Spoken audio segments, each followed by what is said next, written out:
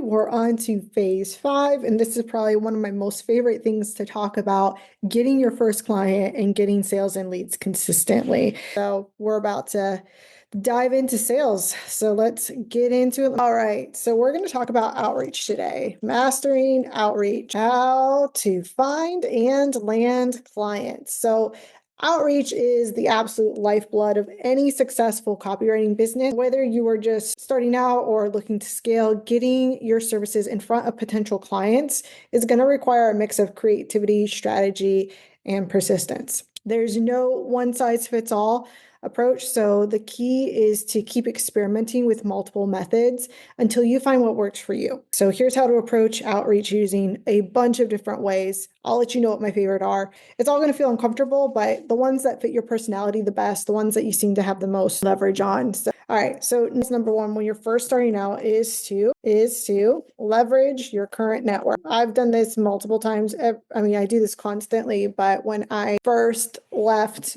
my work, my 9 to 5, and start my business, I sent out on all the social medias. I texted everybody I knew and let them know, hey, this is what I'm doing. I would love the opportunity to do it for you. What can we figure out to make this work so that we both can benefit from this situation of me being a beginner and you potentially needing this service? So your existing network can be a total goldmine for potential clients. Many businesses, entrepreneurs, or professionals within your circle are going to need copywriting, or they know someone who does. So start by sharing your expertise on platforms like LinkedIn or in casual conversations. Let people know what you do so that they know how you can help them. If you don't talk about it, or if you're shy about it, or if you're nervous about it, welcome to how the rest of us feel all the time. But people can't pay you if they don't know what you do, and if you don't have confidence in telling them, this is what I do, this is who I am, this is what I can do for you, and how it's going to benefit them. So don't just announce your services, offer value. So for example, share a tip or insight about effective copywriting, and then invite them into your network to reach out if they need like assistance. Give them your number, help them out on a few things. Personalize your messages when approaching friends, family, or colleagues to make them feel authentic and not transactional.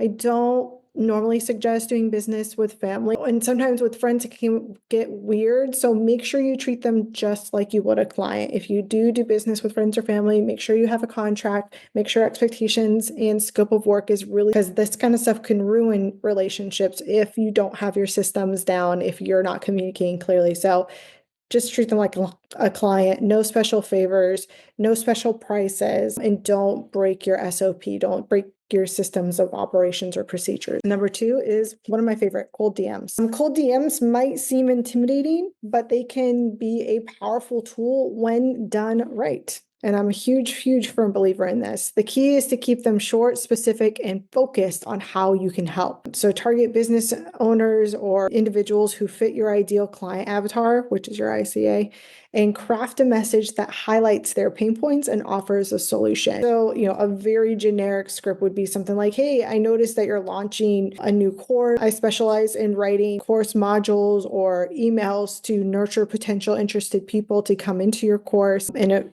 boost engagement and sales. I have a 33% open rate. I have a 12% click-through rate. I'd love to show you how I can help make your next launch successful. Would you be down to talk? Or I'll offer them, hey, I'll write a few scripts for you. You can test them out. If you love them, let's discuss working together. Always make it about them. Don't make it about you, and do your research before reaching out. The more personalized the message is, the more it will show that you care, you've done your homework, and that you know what you're talking about. But also don't spend a shit ton of time and energy into someone who's not even paying you yet. So there's definitely a balance there. Next is door to door. So don't freak out. I'm talking for local businesses, not homes. So door-to-door outreach can make a pretty strong impression, especially in the digital world. So I would suggest visiting stores, restaurants, or service providers in your area to introduce yourself.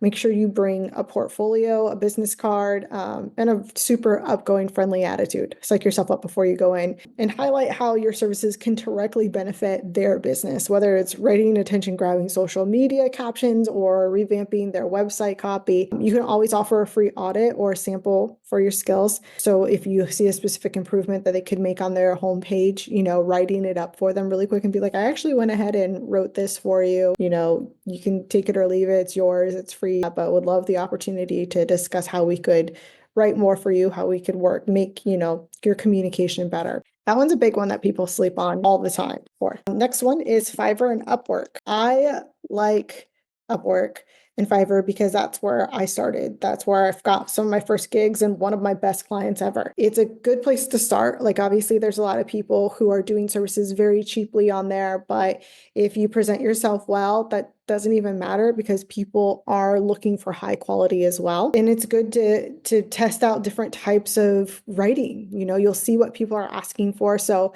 with Fiverr, you kind of have just a basic profile and people come to you and you advertise your services. With Upwork, you bid on different job listings. So you have to buy these credits, and every time you bid or apply for a job, it costs you a certain amount of credits, but it's pretty great. It's a great place to get started. So these are what would be considered freelancing platforms. They're a great opportunity for getting your foot in the door. So while these platforms can be competitive, they expose you to a global audience of clients actively seeking copywriting services. So optimize your profile with strong samples, a clear description of your services, and a professional photo. Nothing crazy, nothing weird. So start by offering one or two niche services to stand out, such as an email sequence or ad copy for a specific industry. And once you've gained positive reviews, you can start to raise your rates and expand your offering. Oh, and Kickstarter is another good one. It's a platform for startups for people who are in the early stages and only look for people with verified funding. Another one is dealroom.co. It's a good alternative. And so these people are going to need marketing collateral and they already don't have a team built out. So it's a great place to pick up new upcoming businesses. All right. On to number 5, podcasts. Podcasts are an absolutely excellent way to position yourself as an expert and connect with a broader audience. So many podcast hosts are looking for guests with unique insights, and copywriting is a skill that appeals to a wide range of listeners. So pitch yourself as a guest by explaining how your expertise can provide value to their audience. Focus on podcasts in your niche or target industry. For example, if you want to write for fitness coaches, pitch yourself to podcasts that cater to health and wellness professionals. There's a website for this. It's called matchmaker.fm. So they matchmake guests to hosts. Another one is called Podmat. And then there's Facebook groups that do this for free as well. So you just have to kind of come up with your one sheet, come up with your bio and your speaking topics, and then kind of pitch them. Not only does it give you an audience to speak in front of and potential leads, but it also gives you insanely good SEO and it gives you content. So if you get clips of the podcast, you can post it on your profiles. And again, just showcase your authority, and you talking about your industry will make people want to hire you. All right. Number 6. The last one is networking groups. So online and in person. So networking is about building relationships, not just pitching your services. So you can join online groups on platforms like LinkedIn and Facebook where your ideal clients hang out and participate in conversation by offering helpful advice. So as a copywriter, I would more join like an entrepreneurs group or a startup group or, a marketing group, not a copywriting group, so that you can pitch your services or be of value at a later time after you've built relationships. So for in-person networking, I would suggest attending local business meetups, chamber of commerce events, or industry-specific conferences. Bring value to every interaction is probably the most important thing I can tell you when networking. Instead of immediately pitching, ask questions about their business, challenges, and goals. Once you've built trust, naturally transition into how your services can help. And if they're not an asshole and you're asking them questions about themselves and their business, they're going to ask back. And that's when it's your opportunity to really shine. Outreach isn't just about sending messages or making introductions. It's about showing potential clients that you genuinely understand their needs and have the skill set to help them succeed. Whether you're leveraging your network, sending cold DMs, going door to door, or using platforms like Fiverr, the key is to be insanely persistent and personalized. Treat every interaction as an opportunity to build a relationship, and over time, you'll establish a super steady stream of clients who value your expertise. And it's really that simple. It's a numbers game. So don't feel defeated if you send out 50 DMs and nobody responds. Change your DMs. It'll make you a better writer. It'll make you better at sales, and you'll get that first client. So that is it for lesson number 1. We're gonna stop sharing if we can, and I'll see you in the next one. All right, now you have your outreach ideas down from lesson 1. So today we're talking about building a sales system. Outreach systems for generating leads. So having a reliable system for outreach is essential to building a consistent pipeline of leads and clients. So a systemized approach ensures that you're not just randomly reaching out to people, but instead targeting the right clients with a clear plan. So here's how to set up effective outreach systems for generating leads as copywriters. So let's share the page. We're sharing the page. All right. This shit's kind of annoying. So ish.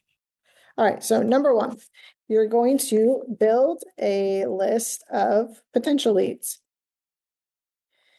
So you're going to start with identifying the types of businesses or individuals that you actually want to work with.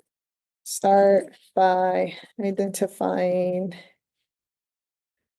the businesses or people you want to work with. And these people need to have money. So it can't just be like, I want to work with single moms. Okay, great. But are single moms going to be able to afford your services? So for those kind of things, that's noble and that's great. You need to focus first on being profitable. After you're profitable, then you can help people. Pay your bills first, and then you can pay other people's. Okay. So let's talk about how to build a list. Got a lot of bullet points here. So first you're going to research companies in your niche on LinkedIn, Google, or in industry directories. Then you're going to look for small to medium-sized businesses with a clear need for better copy, like outdated websites or small online presence, or horrible ads or whatever. And next, you're going to use freelancing platforms like we talked about, like Fiverr or Upwork, to spot clients who are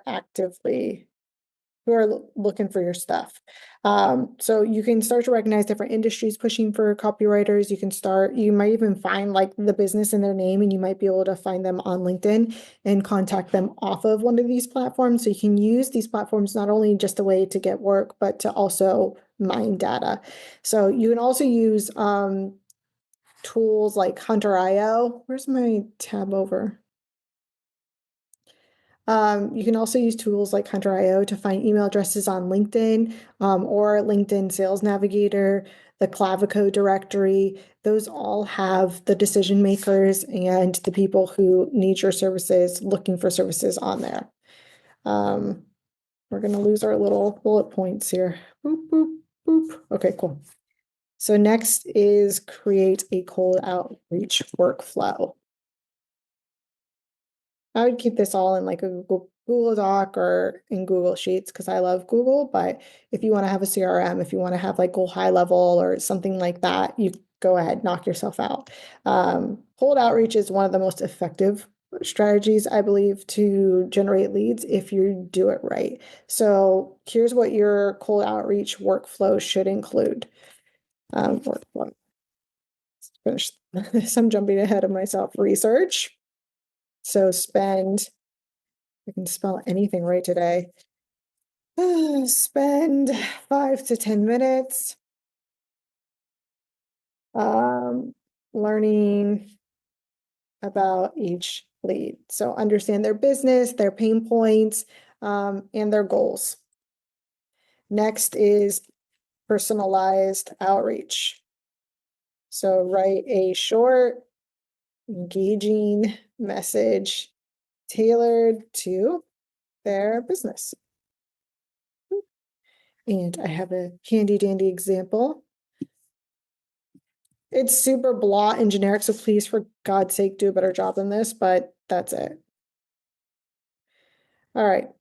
And then follow up and schedule. So follow up, you have to always follow up. Follow up, schedule.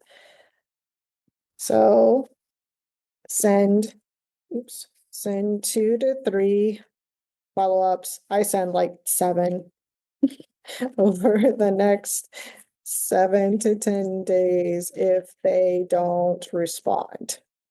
So usually there's about 7 to 10 points of contact for someone to buy something. And contact can be them running across your content. It could be them seeing your stories. It could be you messaging them, just any sort of contact or eyes on your brand.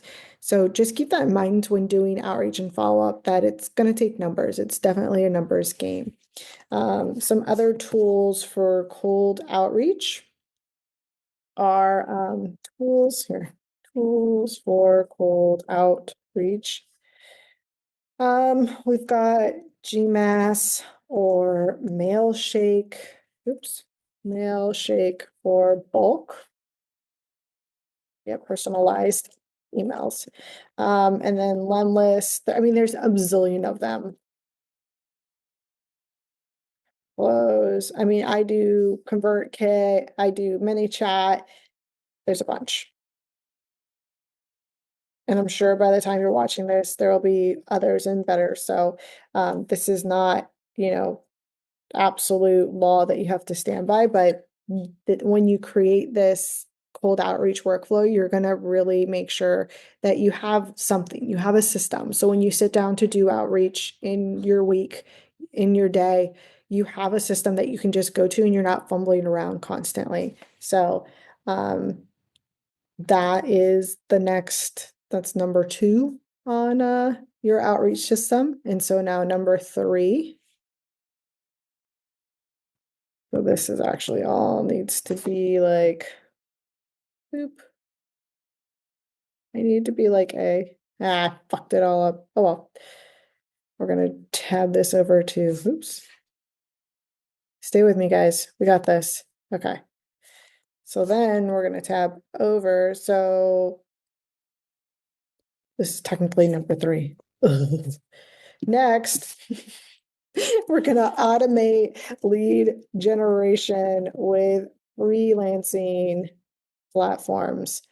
So we've already discussed this, but there's a reason why we need to go over it, and it's because it's really important, and you guys always skip this stuff. So freelancing platforms, again, like Fiverr, Upwork, People Per Hour, can serve as an ongoing lead generating system for your business. So just set up a profile. It's not going to hurt, and it'll give you SEO. Use a professional photo with clear, compelling descriptions of your services, include samples of your work and expertise. Use proactive outreach. So on platforms like Upwork, you can actively submit those proposals to job postings that match your niche. Like I said, it's a great place to learn your style and who you want to write for and what kind of copy you want to write. So you can mess around with that. And in those proposals, you can craft personalized pitches for each one, highlighting how you are the best fit to solve those problems. And then keep track of your submissions and follow up promising leads. The next one is going to be leveraging social media as a lead magnet, which I do a bunch. Social media platforms like LinkedIn, Instagram, and Twitter are super powerful tools for connecting with potential clients. So LinkedIn, and I know it's an old person website or social media platform, but you've got people on there wanting to do business. They're looking for professionals. They are professionals. If they're active, then they have money and they want to find solutions on there. So I would say always post valuable content about copywriting, success stories, etc. Client results are great on there. Use the search function to find businesses,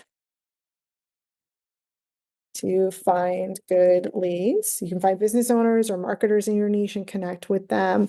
You can send personalized connection requests. So it's like a friend request. If you haven't been on there.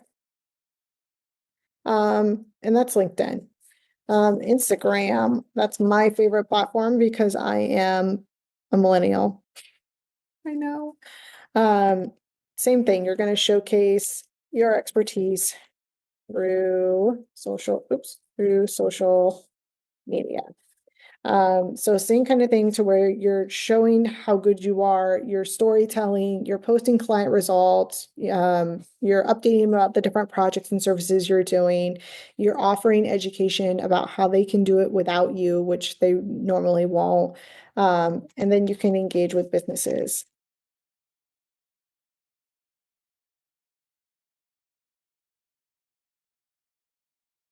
I would encourage you to use a content calendar to stay consistent on posting and with your engagement efforts. I use Google Calendar for everything, so I even have this kind of stuff on there. Don't sleep on LinkedIn, don't sleep on Instagram, TikTok, Twitter, literally any of them, all of them, Reddit. They're all free places to market. So use them before you start paying for any sort of services. Make sure you're doing this consistently first. Trying to save you money here. Where you talked about joining networking groups and communities. So the last thing I'll just kind of say about this is to make sure that you're tracking your outreach efforts. So I have a big whiteboard in my office. Here, let's stop sharing this. I have a big whiteboard in my office where I have all of my leads, all my current clients, all my leads, and all my to-dos on there. And so I can glance over there and, if I've got a 5-minute break, I'd be like, oh, I didn't follow up with so-and-so. Here, let me shoot them a quick message. And it just really allows me to have eyes on everything that's going on and stay very natural and very up to date with following up with clients. Almost every night, once my work is quote unquote done, I sit down on the couch and I start sending out my cold DMs and doing follow-ups. On Instagram right now, they have an opportunity with the business or creator profile to have multiple folders that you can create and put your different messages into.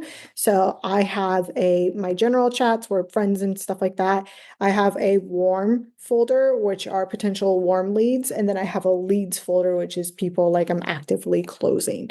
And ones that maybe are like, hey, hit me up next month or, follow up with me in a couple weeks so that I still have them all in one place and can consistently engage with them to keep those leads warm and active. Effective outreach isn't about just blasting everyone with your services to as many people as possible. It's about creating meaningful, personalized connections with the right prospects. So make sure you're leveraging your network, social media, and freelancing platforms, and you'll be able to build a system that consistently brings in new opportunities for you. Stay persistent, track your progress, refine your approach as you go. Mine changes pretty consistently. As I said, most sales take 7 to 10 points of contact. And those points of contact can include a lot of different things. So don't be afraid to follow up. That's honestly where the magic happens and where sales are happening. My personal favorite way of doing it is through cold DMing people on Instagram. So I've made posts about that. And we'll get into that next. I'll probably break down how to do a cold DM and the one that made me 15K. So yeah. I got to find myself again, and I'll see you in the next lesson. All right, this is probably going to be a short one because I'm just going to put a bunch of information below, but it's information that you'll refer back to. It's about pricing your copy. Lots of people price things differently. Writers price things very differently. They can price them per word, per hour, per project, retainers. You can do, revenue percentages. You can get all that stuff. But it can feel super overwhelming, especially when you're starting out. However, with the right approach, you can confidently set rates that reflect the value that you bring to each of your client while remaining competitive. So, yeah, like I said, there's an hourly rate. It's ideal for open-ended projects or ongoing work. So I'll usually do retainers, honestly, for those. Very rarely will I do an hourly rate because then like you're tracking it. But if we're talking hourly, I would say 50 to $150 per hour is right in the beginner to expert range. The pros is that it's easily able to track and to calculate. The cons is you limit earning potential if you work super efficiently. So the faster you do it, the faster you'll be. Um, yeah. So that, I mean, honestly, that's why I don't like it because I write very fast. Project-based pricing, you are going to charge a flat fee for a specific project, like writing a sales page or an email sequence. So, I might charge 1,500 for a 5-page email nurture sequence with a 5% bonus or something like that if it hits over 20% open rate. So you can build in stuff like that. Then there's retainer models, which I like the most. So usually you'll be like, hey, do 2K a month for a certain amount of emails, or maybe you'll do script in an email, or however you arrange that. But it provides a nice steady income and it helps you build long-term trust with the client because you're building and creating things, and it's a little bit more of a flexible plan. The only thing with that is you just have to have clear communication when the scope of work exceeds that kind of 2,000 or whatever the retainer agreement is. So you have to kind of manage that a little bit. Value-based pricing is charged on your results. So 5 to 10% of generated revenue or open rates. With ads, you can do that as well. And you can make a lot of money that way and potentially a lot more money than any of the other models. That means somebody's going to have to track the data, and someone's going to have to look at the data and be able to tell you, or you're going to have to be able to figure out how much money you made and report that. So lots of people are really hesitant to jump into that because it takes work. But if you're running ads or any sort of systems, your systems will honestly tell you that. I'm going to put below what research industry standards are, because to be a good copywriter, you have to do research. So I'm going to put that down. And how to factor in everything. Again, it's just a bunch of numbers. And it feels weird charging your work, but pricing your work as a copywriter is more than just about numbers. It's about understanding your value, your market, and your goals. So start with competitive rates and adjust as you grow. And that's all I got for you on that section. Take a look below, and that's the end of this space. All right, this is the final lesson in this module. Phase, whatever the hell I'm calling this. And today we're going to talk about what to do when you get on a call with a prospect. And we're going to go over the closer framework, which is my favorite framework from sales. I did not create this framework.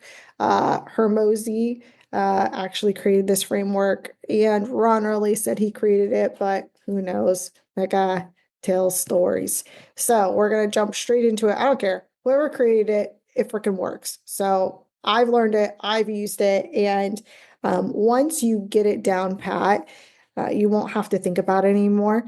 So don't feel overwhelmed by this. It's going to feel awkward and weird at first until you can actually master it. So we're going to get into it. So let's first actually talk about sales psychology. It's something that transforms everyday conversations into meaningful business relationships, and that's the closer framework.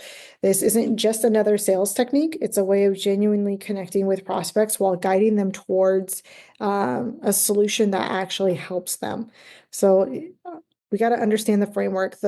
Think of closer as your roadmap for sales conversations. Each letter represents a crucial step in the journey, but don't worry, this isn't about being robotic. It's about having a natural flow while making sure you hit all the important parts. So let's jump into it. Closer is actually an acronym. You guys know I love my acronyms. Let's move this over here. All right. So first is C. So C stands for clarify. So the journey begins with understanding your prospects' why. Think about it. Everyone has deeper reason for what they're doing. Maybe they're trying to change their lives through coaching, or they're just passionate about helping small businesses grow. Your job isn't just to hear their reason, but to truly understand it. When someone tells you they're running a coaching business, don't just nod and move on. Dig deeper with questions like, what inspired you to start this journey, or what impact do you want to have on your clients' lives?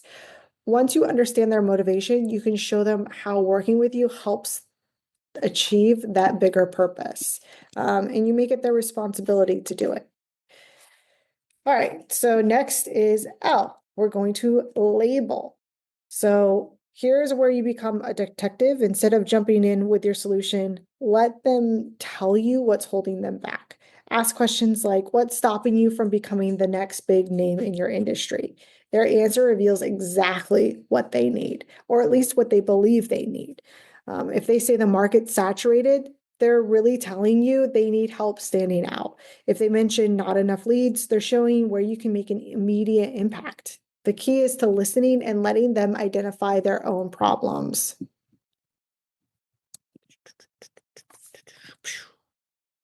Next is overview. Past experiences. I love this part. We can all learn from different history. So this is where you discover what's worked or hasn't worked for the prospect before. When someone mentions they've worked with other copywriters, don't get defensive or weirded out. Instead, get curious and ask them what they loved about previous experiences and what left them wanting more from their copywriter. This information is absolute gold. It tells you exactly how to position yourself and what pitfalls to avoid. Plus, it shows you care about their experience and you're not just trying to make a quick sale. So, let's see here. Get curious, ask them there. And then this will also let you know what to kind of sell them, because you're going to sell them what they want. So next is S, solve and sell. Here's where most people get it wrong. They wait till the end to present their solution. Instead, bring it up in the middle of your conversation. Why?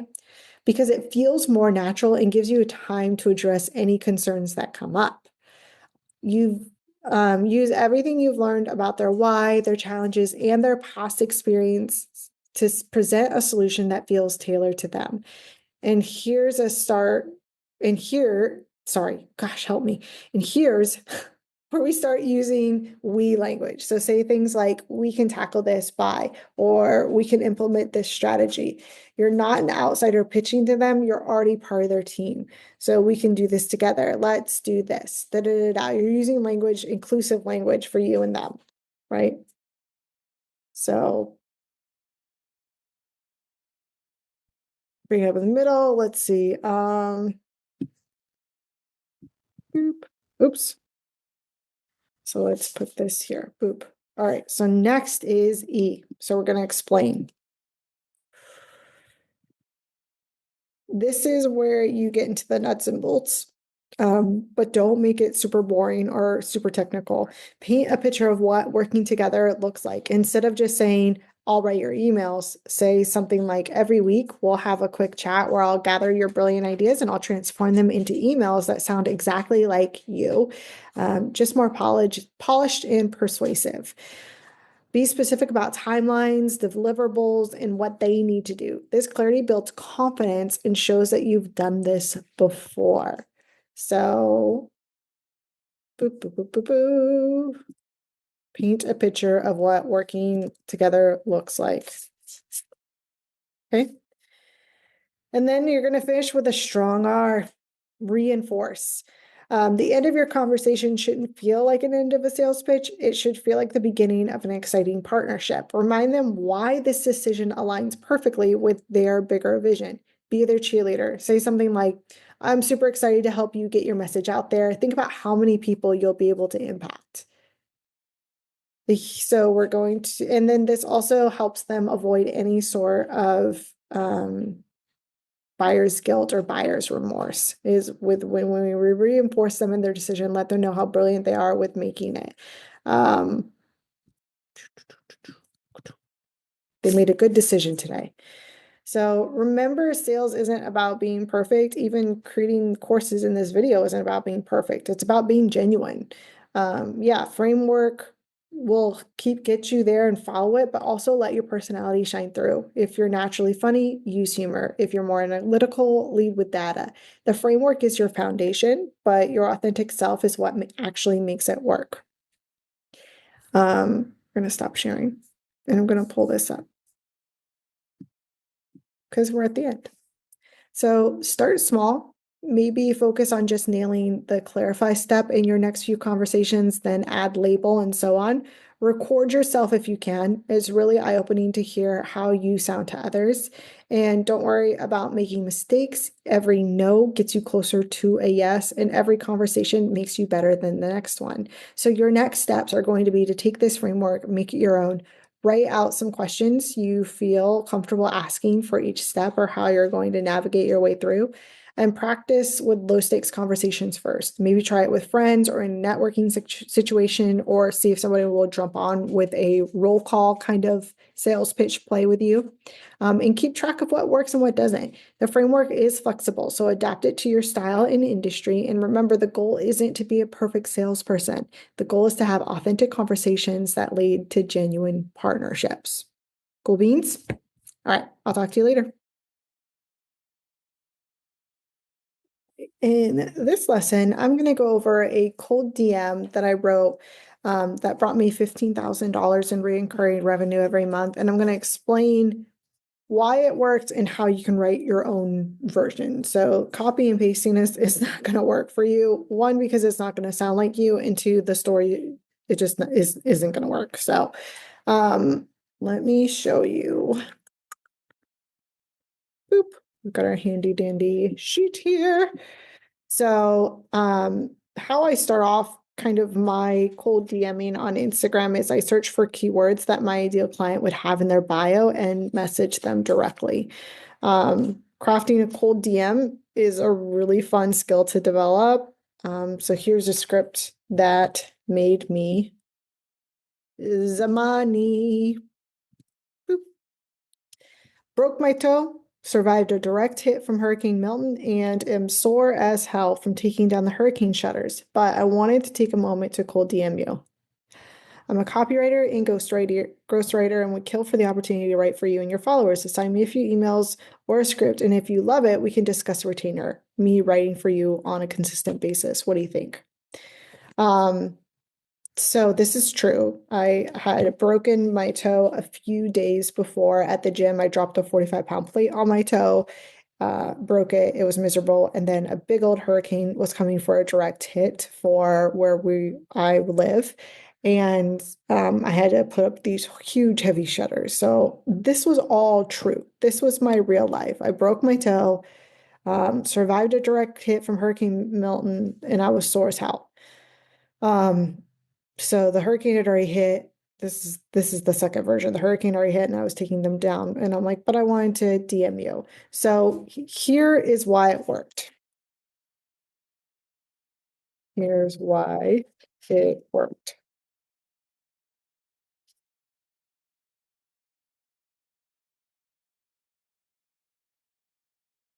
Hold on a second. So my dog is doing something. And we're back. Sorry about that. Wait. Oh yeah. So here's why it works. I started off the cold DM with a funny story. I used storytelling. That also was a pattern interrupt, a completely unexpected story. And then I also directly addressed that it was a cold DM, all within the first sentence, run on sentence. Number two reason why it worked is in the next part, I was super clear and direct about what I did and what I could do for them. And then the third part, I offered free value with a purpose. To end it, I asked an open-ended question instead of a yes or no to encourage them to respond. So if you take these 4 steps and write down your own version and send 30 to 50 of them a day, I promise you, you'll get leads. So here's a little 4-step process. It'll be also in the notes, but I mean, that is how you do it. There's no other way around it. The follow-up is the key to turning them into a client. So you want to get them on a call with you to discuss the details of their specific needs so that you can give them custom pricing. So usually you don't want to drop the price in the DMs while you're talking to them. You want to get them on a call with you so that you can explain the value of what you're offering them and make sure they understand that. So follow up and get them on a call. Try to avoid price dropping in the DMs, but don't make it weird. Like if they're asking for it and they're being like super direct, don't be weird about it. Just give it to them. But don't be weird. So that's like a red flag. Even if they don't answer, still follow up. My rule is become their best friend or get blocked. I'm not rude, maybe a little bit annoying, but my follow-up always offers them value. I'm always trying to give them something, whether it's, a free template, a script, or entertainment or encouragement.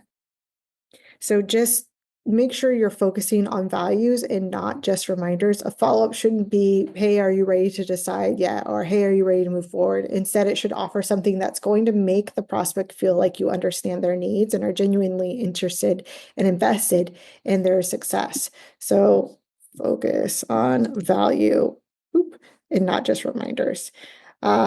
So here are some ways that you can provide value.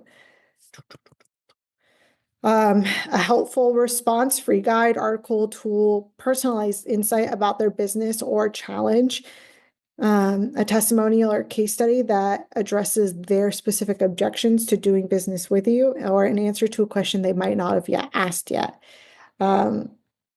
While the focus is on providing value, every follow-up should include a low-pressure way for the prospect to take the next step. So if this resonates with you, let's schedule a call to talk further. Do you think this solution could work for your situation?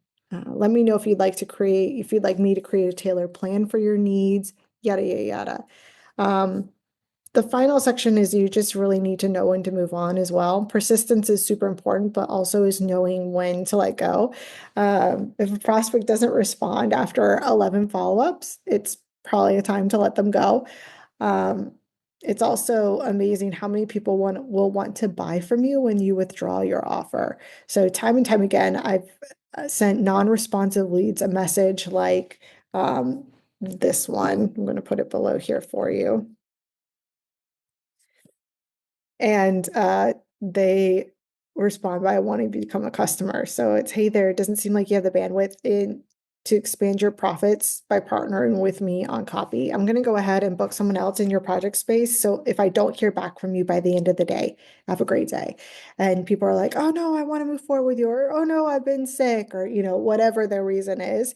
And sometimes they don't. Sometimes it's just letting them go. But it shows that you have a system, that you have a process, that you're a professional. And a lot of times that's all they need to see in order to make them buy from you. So yeah, that's how the cold DM that got me 15K. So I would encourage you to go ahead and write your own and see what you come up with. In our next call, I'm going to go through what to do once you get them on a sales call and give you a formula and a framework that I've used time and time again to close millions of dollars worth of negotiations. See you then.